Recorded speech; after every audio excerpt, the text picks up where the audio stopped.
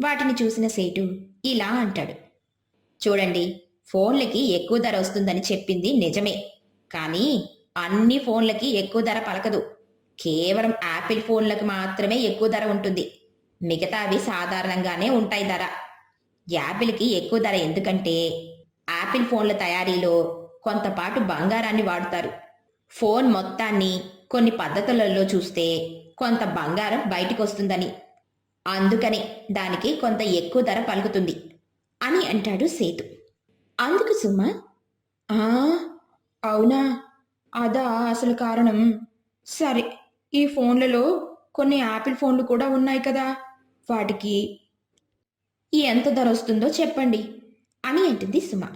సేటు మొత్తం ఫోన్లని పరిశీలించి వాటికి కొంత ధర కట్టిస్తాడు.